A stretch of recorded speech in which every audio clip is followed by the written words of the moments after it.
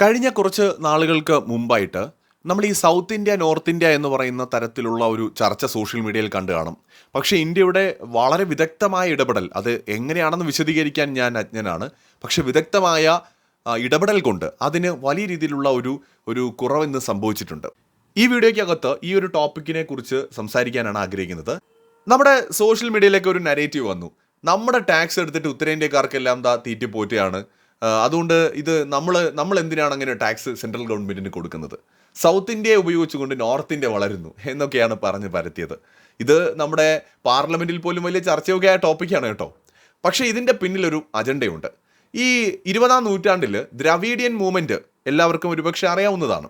തമിഴന്മാരുടെ ഒരു മൂവ്മെൻ്റ് ആയിരുന്നു. പ്രത്യേകിച്ച് അവിടെ പ്രാദേശിക പാർട്ടികളായിട്ടുള്ള DMKയും പിന്നീട് വന്ന AIADMKയും ഒക്കെ നേരിട്ടും അല്ലാതെയും ഈ ഒരു മൂവ്മെൻറ്റിനെ പിന്തുണച്ചിട്ടുണ്ട്.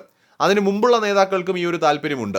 അപ്പോൾ സ്വാതന്ത്ര്യാനന്തരം നമുക്ക് ഇന്ത്യ പാകിസ്ഥാൻ എന്ന് പറയുന്ന രാജ്യം രൂപീകരിക്കപ്പെടുന്ന സമയത്തും സൗത്ത് ഇന്ത്യയിൽ വിശേഷിച്ച് തമിഴന്മാർക്കൊരു രാജ്യമെന്ന ആഗ്രഹമൊക്കെ ഉണ്ടായിരുന്നു. കാരണം അവർ ഈ നോർത്ത് ഇന്ത്യൻസിനെ അന്നേ അക്സെപ്റ്റ് ചെയ്തിരുന്നില്ല. അപ്പോൾ ഈ തമിഴ് രാജ്യം വേണമെന്നുള്ള ഒരു കാഴ്ചപ്പാടിൽ നിന്ന് പിന്നീട് അത് പതിയെ അത് ഒരു സൗത്ത് ഇന്ത്യൻ രാജ്യം എന്ന നിലയിലേക്ക് മാറുന്നതാണ് നമ്മൾ കാണുന്നത്. കാരണം തമിഴ് രാജ്യം പ്രായോഗികമല്ല എന്ന് 20-ാം നൂറ്റാണ്ടിൽ തന്നെ അവർക്ക് മനസ്സിലായി. അപ്പോൾ അതുകൊണ്ട് തന്നെ ആ വാശിയൊക്കെ ഉപേക്ഷിച്ച് അവരുടെ രാഷ്ട്രീയ താല്പര്യങ്ങളുമായിട്ട് ഈ പറയുന്ന പ്രാദേശിക പാർട്ടികൾ മുമ്പോട്ട് പോവുകയാണിപ്പോൾ. DMK, AIADMK ഒക്കെ. പക്ഷേ അവിടുത്തെ ഒരു പ്രത്യേക സാഹചര്യം അനുസരിച്ച് കേന്ദ്ര ഗവൺമെൻറ്റിൻ്റെ ഭാഗമായിട്ട് ഇപ്പോൾ തമിഴ് രാഷ്ട്രീയത്തിൽ നിന്നുള്ള പാർട്ടികൾ വളരെ കുറവാണ്. നേരത്തെ AIADMKയ്ക്ക് സ്ട്രെങ്ത് ഉണ്ടായിരുന്ന സമയത്ത് അവർ NDAയുടെ ഭാഗമായിട്ടുണ്ടായിരുന്നു. പക്ഷേ ഇപ്പോൾ അതും വളരെ കുറവാണ്. എന്നിരുന്നാലും ചില തമിഴ് പാരമ്പര്യമുള്ള നേതാക്കൾ പ്രധാനപ്പെട്ട പദവികളിലുണ്ട് കേട്ടോ. S ജയശങ്കറിനെ പോലെയുള്ള, നിർമ്മല സീതാരാമനെ പോലെയുള്ളവരുണ്ട്. പക്ഷേ എങ്കിലും അവരതിൽ തൃപ്തരല്ല. അതായത് അവിടുത്തെ രാഷ്ട്രീയ പാർട്ടി തൃപ്തരല്ല. ഇതേ സമയത്ത് തന്നെ ഈ കർണാടകയിൽ കോൺഗ്രസ് സർക്കാർ വരുന്നു. ഇപ്പോൾ കേരളത്തിലാണെന്നുണ്ടെങ്കിൽ കമ്മ്യൂണിസ്റ്റ് പാർട്ടിയാണ് ഭരിക്കുന്നത്. ആന്ധ്രാപ്രദേശിലും നേരിട്ട് BJP ആയിരുന്നില്ല നേരത്തെ. ഇപ്പോൾ അവിടെ BJPക്കും കൂടി പങ്കാളിത്തമുള്ള NDA സർക്കാരാണ് ഭരിക്കുന്നത്. അതുപോലെ തെലങ്കാനയിലും കോൺഗ്രസ് ആണ് ഭരിക്കുന്നത്. നേരത്തെ BJP അല്ല ഭരിച്ചിട്ടുള്ളത്, ഇപ്പോഴും അല്ല. ഇനി അങ്ങോട്ട് കുറച്ച് നാളത്തേക്ക് BJPക്ക് ഭരിക്കാൻ പറ്റില്ല. അവിടെ കോൺഗ്രസ് തന്നെയായിരിക്കും. അപ്പോൾ BJP ഇതര ഗവൺമെൻറ്റുകൾ ഈ സൗത്ത് ഇന്ത്യൻ സ്റ്റേറ്റുകളിൽ കൂടുതലായിട്ട് വന്നതോടുകൂടിയാണ് സൗത്ത് ഇന്ത്യ രാജ്യം വേണമെന്ന് പറഞ്ഞുകൊണ്ടുള്ള ഒരു ചെറിയ ക്യാമ്പയിൻ, ഒരു ചെറിയ മൂവ്മെൻറ്റ് സോഷ്യൽ മീഡിയയിൽ കണ്ടത്.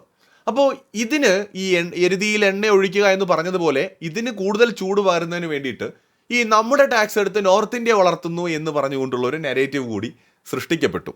അപ്പോൾ ഇതിൻ്റെ പിന്നിലെ വിദേശ രാജ്യങ്ങളുടെ ഇടപെടൽ, അതിൻ്റെ സാധ്യതകളെക്കുറിച്ചാണ് നമുക്കിനി നോക്കാനുള്ളത്.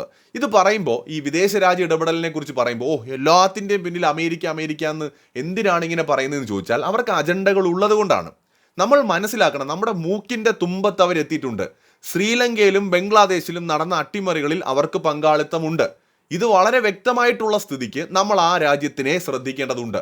നമുക്ക് അവരെ തീർച്ചയായിട്ടും നിയന്ത്രിക്കാൻ പറ്റും. ഇന്ത്യൻ ഉപഭൂഖണ്ഡത്തിൽ വിശേഷിച്ച് ഇന്ത്യയിൽ കടന്നു കയറി ശക്തി കാണിക്കാൻ ഒരു ഡീപ് സ്റ്റേറ്റിനെയും നമ്മൾ സമ്മതിക്കില്ല എന്നുള്ളത് ഉറപ്പാണ്. നമ്മുടെ ഇൻ്റലിജൻസ് വിഭാഗങ്ങളാണെങ്കിലും മിലിറ്ററി ആണെങ്കിലും നമ്മുടെ ഗവൺമെൻറ് സംവിധാനങ്ങളാണെങ്കിലും നിലവിലെ കേന്ദ്ര ഗവൺമെൻറ് ആണെങ്കിലും ഇക്കാര്യത്തിൽ വളരെ വളരെ പവർഫുള്ളാണ്. സോ അതിൽ നമുക്കൊരു സംശയമില്ല. പക്ഷേ നമ്മൾ ഇവരെക്കുറിച്ച് അറിഞ്ഞിരിക്കണം. ഇത് കേവലം ഒരു കോൺസ്പിറസി തിയറി ആയിട്ട് ദയവായി ആരും കാണരുത്. നിങ്ങൾക്ക് സംശയമുണ്ടെങ്കിൽ യുണൈറ്റഡ് സ്റ്റേറ്റ്സ് ഓഫ് അമേരിക്കയുടെ വിദേശ രാജ്യങ്ങളിലുള്ള ഇൻവോൾവ്മെൻറ്റിനെ കുറിച്ച് നിങ്ങൾക്ക് ഒന്ന് ഗൂഗിൾ ചെയ്താൽ തന്നെ മനസ്സിലാവും. അവരുടെ ഡീപ് സ്റ്റേറ്റ് എങ്ങനെ പ്രവർത്തിക്കുന്നു എന്നും മനസ്സിലാവും. സോ എന്താണ് അവർക്ക് ഈ സൗത്ത് ഇന്ത്യ അല്ലെങ്കിൽ നോർത്ത് ഇന്ത്യ എന്ന് പറയുന്ന ഒരു സാഹചര്യം ഉണ്ടാക്കി, അല്ലെങ്കിൽ ഇന്ത്യയെ വീണ്ടും വിഭജിക്കാനായിട്ട് ഇവരെന്തുകൊണ്ട് ശ്രമിക്കുന്നു എന്നുള്ളതിനെക്കുറിച്ച് നമ്മൾ വളരെ വ്യക്തമായിട്ട് മനസ്സിലാക്കണം. അതായത് ഈ ഇൻഡോ പസഫിക് റീജിയൻ എന്ന് പറയുന്നത് വളരെ പ്രധാനപ്പെട്ട ഒരു മേഖലയാണ്. ഇപ്പോൾ എന്തുകൊണ്ടാണ് അമേരിക്ക ഇന്ത്യയുമായിട്ട് അടുക്കുന്നത്? സ്ട്രാറ്റജിക്കലി ഇന്ത്യ എന്ന് പറയുന്ന രാജ്യത്തിൻ്റെ ആ പൊസിഷൻ തന്നെയാണ്. നമ്മുടെ ആണവ ശക്തിയൊക്കെ അവിടെ ഇരിക്കട്ടെ, അല്ലെങ്കിൽ നമ്മുടെ സൈനിക ശക്തിയും നമ്മുടെ പോപ്പുലേഷനും ഒക്കെ മാറ്റി വെച്ചാലും ജിയോ പൊളിറ്റിക്സിനകത്ത് നമ്മൾ നോക്കുമ്പോൾ ഇന്ത്യ സ്ഥിതി ചെയ്യുന്നത് വളരെ പ്രധാനപ്പെട്ട ഒരു സ്പേസിലാണ്. ഇൻഡോ പസഫിക്കിനെ കുറിച്ച് പറയുന്നതിന് മുമ്പ് വൻ ശക്തികളായിട്ടുള്ള രാജ്യങ്ങൾ, ഭയപ്പെടുന്ന രാജ്യങ്ങൾ ഏതൊക്കെയാണെന്ന് മുമ്പ് നമ്മൾ പറഞ്ഞതാണ്. എങ്കിലും ഒന്ന് പറയാം. അതായത് വളരെ വലിയ രാജ്യങ്ങളെയാണ് എപ്പോഴും ഭയപ്പെടുന്നത്. റഷ്യയെ ഭയക്കുന്നതിൻ്റെ കാരണം എന്ന് വെച്ചാൽ അതിൻ്റെ വലിപ്പം, കൂടാതെ അവരുടെ പോപ്പുലേഷൻ, ഓൾറെഡി അവരുടെ മിലിറ്ററി സ്ട്രെങ്ത്തും ഒരു കാരണമാണ്.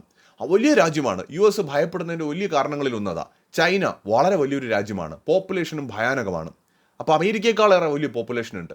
സമാനമായി ഇന്ത്യ ലോകത്തെ 7ാമത്തെ വലിയ രാജ്യമാണ്. അതോടൊപ്പം തന്നെ പോപ്പുലേഷൻ ഇപ്പോൾ ചൈനയേക്കാൾ കൂടുതലുണ്ട്, വേൾഡിൽ 1ാമത്തെ രാജ്യമാണ്. അതോടൊപ്പം തന്നെ ചൈനയ്ക്കും നമ്മുടെ റഷ്യയ്ക്കുമൊക്കെ ഉള്ള അതേ കാര്യങ്ങൾ ഇന്ത്യയിലുമുണ്ട്. നോക്കൂ, ഈ ചൈനയും റഷ്യയും ഒക്കെ ആണവ ശക്തികളാണ്, ഇന്ത്യയും ആണവ ശക്തിയാണ്. ഇന്ത്യയും ഈ ചൈനയുടെയും റഷ്യയുടെയും അത്ര വലിപ്പമില്ലെങ്കിലും ഇന്ത്യയും വലിപ്പമുള്ള രാജ്യമാണ്. പോപ്പുലേഷന്റെ കാര്യം എടുത്താൽ ചൈനയേക്കാൾ കൂടുതലുമുണ്ട് ഇപ്പോൾ. അതോടൊപ്പം തന്നെ ഇന്ത്യയുടെ കയ്യിലുമുണ്ട് ഭൂഖണ്ഡാന്തര ബാലിസ്റ്റിക് മിസൈലുകൾ, ആന്റി സാറ്റലൈറ്റ് മിസൈലുകൾ, അല്ലെങ്കിൽ നമ്മുടെ മുങ്ങിക്കപ്പലുകളിൽ നിന്ന് ഉപയോഗിക്കാൻ പറ്റുന്ന നമ്മുടെ SLBM എന്ന് പറയുന്ന സബ്മറൈൻ ലോഞ്ച്ഡ് ബാലിസ്റ്റിക് മിസൈലുകൾ വളരെ അപകടകാരികളാണ്. സോ അതുപോലെ തന്നെ നമുക്ക് ഓൾറെഡി നമ്മളൊരു ന്യൂക്ലിയർ ട്രയഡ് രാജ്യമാണ്. നമുക്ക് ആകാശത്ത് നിന്നും കരയിൽ നിന്നും കടലിൽ നിന്നും ആണവായുധം ഉപയോഗിക്കാൻ പറ്റും. നമ്മുടെ കയ്യിൽ റഷ്യയുടെയും ചൈനയുടെയും കയ്യിലുള്ള ഓൾമോസ്റ്റ് എല്ലാ മോഡേൺ ആയുധങ്ങളും നമ്മുടെ കയ്യിലുമുണ്ട്. സോ US റഷ്യ ഒരു ത്രെട്ടായിട്ട് കാണുന്നുണ്ടെങ്കിൽ, ചൈനയെ ഒരു ത്രെട്ടായിട്ട് കാണുന്നുണ്ടെങ്കിൽ, ഫ്യൂച്ചറിൽ ഇന്ത്യയും ഒരു ത്രെട്ടായിട്ട് അവർ കാണുന്നുണ്ട്. ഇന്ത്യയുടെ വലിപ്പവും പോപ്പുലേഷനും ഒരു ഫാക്ടറാണ്. ഇനി ലോകത്തെ മേജർ രാജ്യങ്ങൾ എടുത്തു നോക്കൂ, അല്ലെങ്കിൽ മേജർ പവേഴ്സിനെ നമുക്ക് നോക്കാം. US ഒരു വലിയ രാജ്യമാണ്. അത് കഴിഞ്ഞാൽ റഷ്യ, ചൈന വലിയ രാജ്യങ്ങളാണ്. അതിനുശേഷം വരുന്ന ബ്രിട്ടൻ വളരെ ചെറിയൊരു രാജ്യമാണ്. ഫ്രാൻസ് തരക്കേടില്ല, യൂറോപ്പിൽ അത്യാവശ്യം വലുതാണെങ്കിലും കമ്പാരിറ്റീവ്ലി ചെറിയ രാജ്യമാണ്. ഓസ്ട്രേലിയ അത്യാവശ്യം വലിയ രാജ്യമാണെങ്കിലും വലിയ ലാൻഡ് ഏരിയയൊക്കെ ഉണ്ടെങ്കിലും മിലിറ്ററി സ്ട്രെങ്ത് വളരെ കുറവാണ്.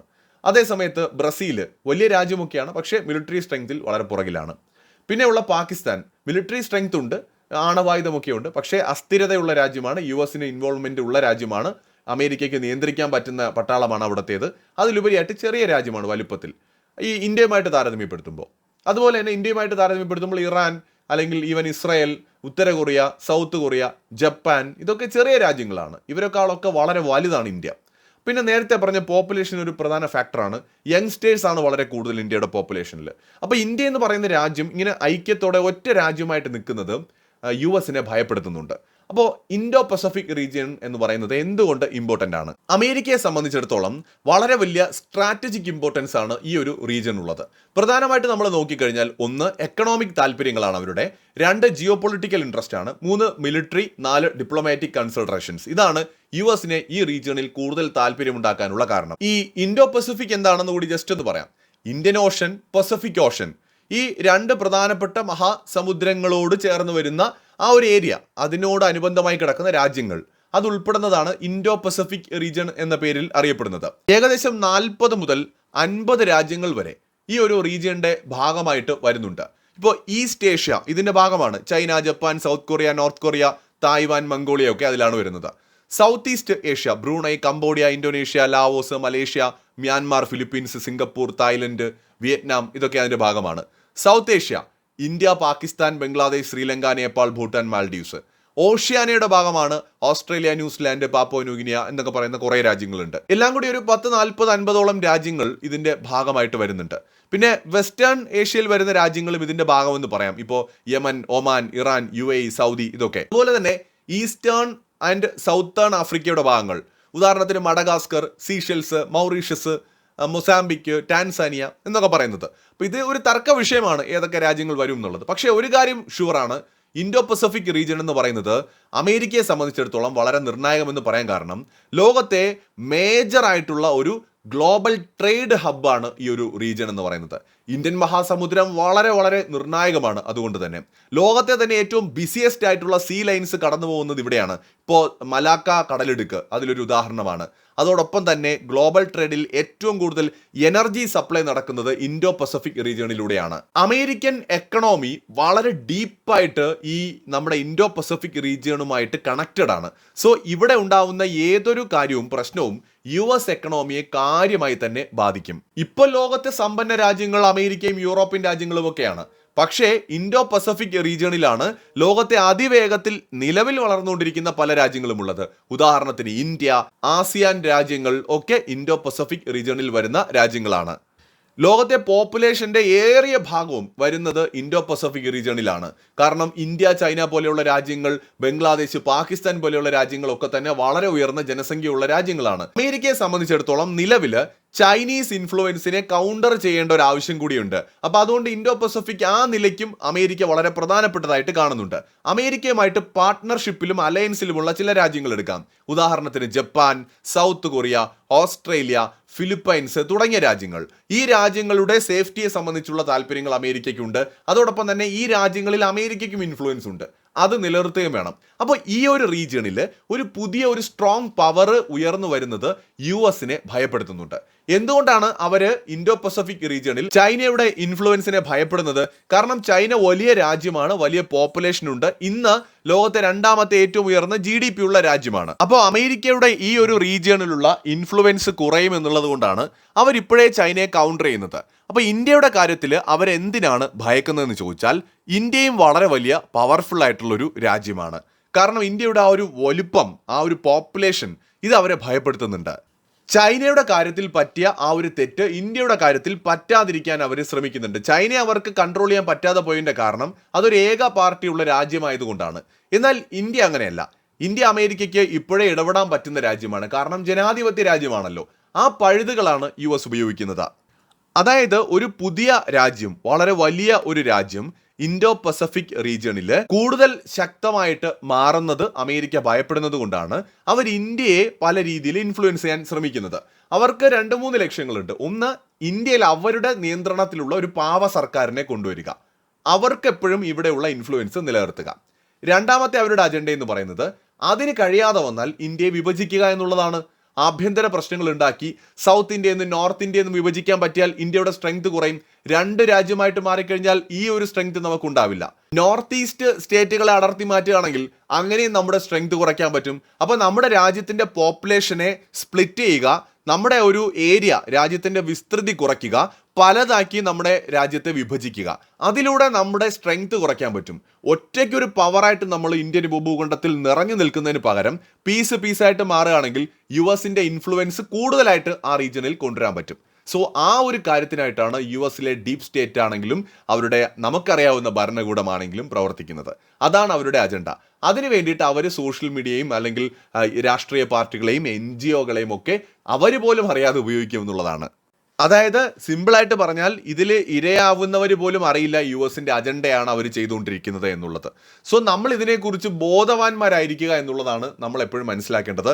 ഇതിനെയൊക്കെ കൗണ്ടർ ചെയ്യാനും ഇതിനെയൊക്കെ നേരിടാനും ഒക്കെ ഉള്ള ഒരു സംവിധാനം ഇന്ത്യക്കും ഇന്ത്യൻ ഏജൻസികൾക്കും ഉണ്ട്. പക്ഷേ ഇന്ത്യൻ ഗവൺമെന്റോ ഇന്ത്യയിലെ ഏതെങ്കിലും ഒരു ഒഫീഷ്യൽ സ്ഥാപനമോ വന്നിട്ട് പറയില്ല US ഡീപ് സ്റ്റേറ്റ് ഇന്ത്യയിൽ ഇടപെടുന്നു, US ഇടപെടുന്നു എന്നൊന്നും പറയില്ല. കാരണം അവർക്കത് പറയാൻ പറ്റില്ല. US ബന്ധത്തെ പോലും അത് ബാധിക്കും. പക്ഷേ ഇതിനെക്കുറിച്ച് അറിയാവുന്ന ഒരുപാട് പേര് പല ഭാഷകളിലായിട്ട് ഇതിനെക്കുറിച്ച് സംസാരിക്കുന്നുണ്ട്. ഡീപ് സ്റ്റേറ്റിന്റെ പ്രവർത്തനങ്ങളെക്കുറിച്ച്, US ഇൻവോൾവ്മെന്റിനെ കുറിച്ചൊക്കെ. അപ്പോൾ നമ്മൾ സാധാരണ ഇന്ത്യക്കാരായിട്ടുള്ള ജനങ്ങൾ വേണം മനസ്സിലാക്കേണ്ടത് നമ്മുടെ രാജ്യത്തെ തകർക്കേണ്ടത് ആരുടെയൊക്കെ ആവശ്യമാണ്, എങ്ങനെയാണ് അവരിത് ചെയ്യാൻ ശ്രമിക്കുന്നത്, അതുകൊണ്ട് അവരെന്താണ് നേടുന്നത്. സോ നമ്മുടെ സ്ട്രെങ്ത് എന്ന് പറയുന്നത് നമ്മൾ ഒന്നിച്ച് നിൽക്കുന്നത് കൊണ്ടാണ്. സൗത്ത് ഇന്ത്യ ആയിട്ടോ നോർത്ത് ഇന്ത്യ ആയിട്ടോ നോർത്ത് ഈസ്റ്റ് ആയിട്ടോ ഒക്കെ പിരിഞ്ഞു കഴിഞ്ഞാൽ നമ്മളെ പിന്നെ ഒരു മനുഷ്യനും വിലവെക്കില്ല എന്നുള്ളതാണ് സത്യം. നമ്മൾ എത്രത്തോളം ഐക്യത്തോടെ ഒന്നിച്ച് നിൽക്കുന്നുവോ, രാജ്യം ഇതേ സ്ട്രെങ്തോടെ മുന്നോട്ട് പോകുന്നുവോ, അത്രത്തോളം നമ്മളെ ശത്രുക്കൾ ഭയപ്പെടും. ഇന്ത്യയുടെ ഈ വലിപ്പവും ഈ പോപ്പുലേഷനും യങ് സ്റ്റേറ്റ്സുമാണ് നമ്മുടെ സ്ട്രെങ്ത്. അവിടെ ജാതിയും മതവും രാഷ്ട്രീയവും പറഞ്ഞ് തമ്മിൽ തല്ലാതെ രാജ്യ താല്പര്യങ്ങൾക്ക് നമ്മൾ മുൻഗണന എപ്പോഴും കൊടുക്കുക. രാഷ്ട്രീയം നല്ലതാണ്, നമുക്ക് നമ്മുടെ പ്രത്യയശാസ്ത്രങ്ങൾ ഉണ്ടാവുന്നതും നല്ലതാണ്, കാഴ്ചപ്പാടുകളും വ്യത്യസ്തമായ ചിന്തകളും മതങ്ങളും ഒക്കെ ആവശ്യമുള്ളതുപോലെ തുടരാം. പക്ഷെ അതൊരിക്കലും മറ്റ് ശക്തികൾക്ക് നമ്മളെ തമ്മിൽ തല്ലിക്കാനും നമ്മളെ ഉപയോഗിക്കാനുമുള്ള ടൂളായിട്ട് മാറരുത്. എല്ലാത്തിനും ഒരു പരിധി വയ്ക്കുകയും മറ്റുള്ളവരുടെ ഇത്തരം വിഷയങ്ങളിലുള്ള ഇൻവോൾവ്മെന്റ് നമ്മൾ എപ്പോഴും മനസ്സിൽ വയ്ക്കുകയും ചെയ്യുന്നതായിരിക്കും നല്ലത്. കാരണം ഇന്ത്യക്കാരെ അനായാസം തമ്മിലടിപ്പിക്കാൻ പറ്റും. കാരണം ഇത്രത്തോളം മതത്തിന് പ്രാധാന്യം കൊടുക്കുന്ന മനുഷ്യര് ഇന്ത്യൻ ഉപഭൂഖണ്ഡത്തിലല്ലാതെ വേറെ ഇല്ല. അപ്പം നമ്മൾ അതുകൊണ്ട് അതിൽ നിന്ന് മാറി രാജ്യ താല്പര്യങ്ങൾക്ക് മുൻഗണന കൊടുക്കുക. ഇന്ത്യക്കാരുടേതാണ് ഇന്ത്യ, അല്ലാതെ ഏതെങ്കിലും ഒരു മതക്കാരുടേതുമല്ല, ഏതെങ്കിലും ഒരു ഭാഷക്കാരുടേതുമല്ല. അതുകൊണ്ട് തന്നെ വിദേശ ഇടപെടലിൽ ഉണ്ടാവുന്ന വഴികൾ മനസ്സിലാക്കി അതിന് നിന്നു കൊടുക്കാതിരിക്കേണ്ടത് നമ്മൾ ഓരോരുത്തരുടെയും ഉത്തരവാദിത്വമാണ്. മറ്റൊരു വീഡിയോയുമായി വീണ്ടും കാണാം.